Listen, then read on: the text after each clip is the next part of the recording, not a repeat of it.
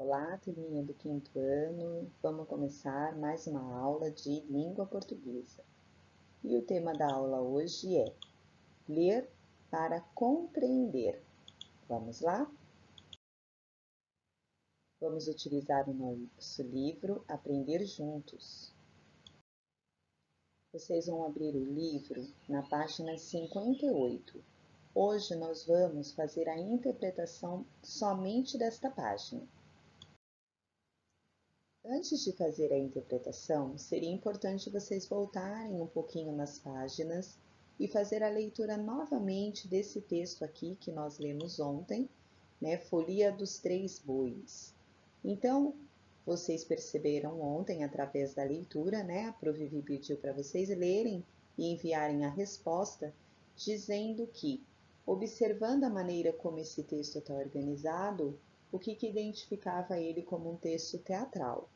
E vocês disseram muito bem que, pelo fato de ter aqui a apresentação dos personagens, o nome do personagem antes da fala, o aparecimento de rubricas, né? A organização dele deu para perceber que ele é um texto parecido com aquele que nós trabalhamos anteriormente e também com aquele que a professora Vi deu atividade no Google Forms. Então, vocês identificaram rapidamente que se tratava de um texto teatral. E a segunda pergunta foi de que forma que as personagens são representadas na peça. E vocês observaram aqui através do desenho, né, da ilustração, que esse menininho e essa menininha, eles estão segurando aqui bonecos.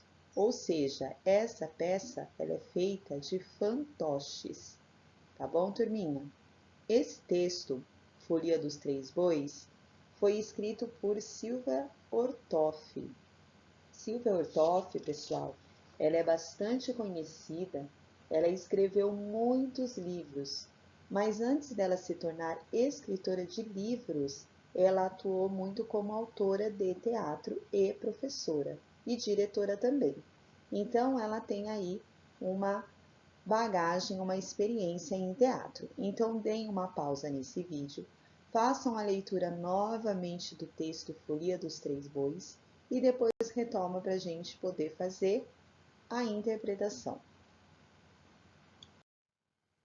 Bom, agora que vocês já leram o texto, prestem bem atenção nas perguntas que o livro faz. Então, esse pedaço da peça que vocês acabaram de ler, ele apresenta uma situação problema vivida aí por dois personagens, o Zé e das Graças, né? Que eles têm que solucionar um problema, que é chegar logo em casa, porque a das Graças ela está prestes a ter um bebê. Tá, turminha? Então vamos lá. A primeira questão é: o que os personagens Zé e das Graças querem saber? Bom, vocês lembram que eles estão caminhando. E aí, eles querem saber alguma coisa, eles querem descobrir algo, né? Eles precisam achar o caminho da onde. Então, vocês vão colocar aqui. Número 2. Para chegar onde desejam, né? Aqui na número 1, vocês vão colocar o que eles desejam. Chegar em qual lugar? Depois, na número 2, para chegar onde eles desejam, pelo que eles tinham que passar. Lembram que o arauto falou para eles que eles tinham que passar por várias coisas para chegar onde eles desejavam? Então, vocês vão escrever aqui por onde eles tinham que passar, tá? Número 3. Quem que dá as informações a eles? Quem que fala para eles onde eles têm que passar, se eles estão no caminho certo ou não? Então, vocês vão escrever o nome aqui ou a maneira como essa pessoa é chamada, tá? Número 4. Zé e das Graças foram informados de que estavam no caminho certo. Então, aquela pessoa falou para eles que eles estavam no caminho certo. Quanto ainda faltava para eles chegarem? Lá no finalzinho do texto, o Zé pergunta assim, né? Ele faz uma pergunta. Ele corre atrás do arauto e pergunta assim: Moço, moço, falta muito para a gente chegar lá na serrinha de Sericecó? E aí a voz responde para ele: nem muito nem pouco, um muito pouco só.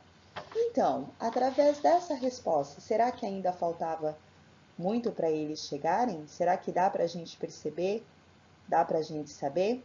Escreva aí com as suas palavras o que você acha. Número 5. No final do texto, em vez do nome de uma personagem, aparece a palavra voz diante de algumas falas. Lembra que a Prof. Vivi falou para você que o Zé correu atrás e a voz disse. Quem é essa voz? Dá para a gente saber? Dá. Dá para a gente saber de quem é essa voz, sim. Então, escreve o nome aqui. E por que, em vez do nome da personagem, aparece o termo voz? Por que será que ela utilizou, a autora desse texto utilizou esse termo voz para poder escrever o finalzinho aí da peça? Número 6. Releia este trecho do texto e depois responda às questões. Então, aqui nós temos um trechinho que está escrito assim: Zé, por um boi amarelinho, já passamos, né? Das graças. E a das graças responde: é sim, Zé, todo amarelinho, com chifres cheios de fita sim. Primeira pergunta: qual é a cor do boi citada no trecho? Então, aqui no trecho ele fala, né? Ó, um boi amarelinho. E depois a da graças responde lá embaixo: todo amarelinho. Então, essa cor aqui é a cor do boi, certo? Agora na letra B a pergunta é: amarelinho é o diminutivo dessa cor. Qual é a outra maneira de escrevê-lo? Então aqui, amarelinho, nós não costumamos falar desse jeito, né? Como que nós falamos essa cor?